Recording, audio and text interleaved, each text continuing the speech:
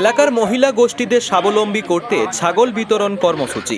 মাননীয় মুখ্যমন্ত্রী মমতা ব্যানার্জির অনুপ্রেরণায় সালানপুর ব্লক প্রাণী সম্পদ বিকাশের সহায়তায় সালানপুর ব্লক কার্যালয়ে 10টি গোষ্ঠীর মহিলাদের হাতে একটি করে ছাগল তুলে দেওয়া হয়, যার মধ্যে বৃহস্পতিবার 5টি গোষ্ঠীর 50 জন মহিলাদের হাতে এই ছাগলগুলো তুলে দেওয়া হলো। এদিনের এই অনুষ্ঠানে উপস্থিত ছিলেন সালানপুর পঞ্চায়েত সমিতির সভাপতি কৈলাসপতি মণ্ডল, সহসভাপতি বিদ্যুৎ মিশ্র, সমাজসেবী ভোলা সিং, প্রাণী সম্পদ বিভাগের আধিকারিক সুমনা ঘরামি, এছাড়াও অন্যান্য আধিকারিকেরা।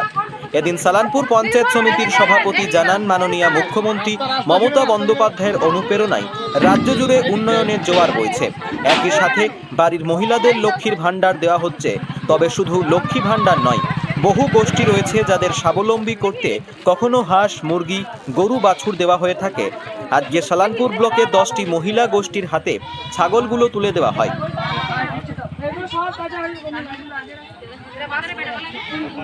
ঘাসের দানা দিয়েছি, ওই ঘাসের দানা দিয়েছি, ঘাস চাষ করবেন, বলে ওদেরকে খাওয়াবেন, নইলে সবসময় বাড়ির খাবার খাওয়াবেন, ঘাস পারবেন না, ঘাস হলে খাওয়াতে সুবিধা হবে, ঠিক আছে? আর হচ্ছে গালে যদি ঘা হয়, তাহলে ঘাতে মলম লাগাবেন, ঠিক আছে?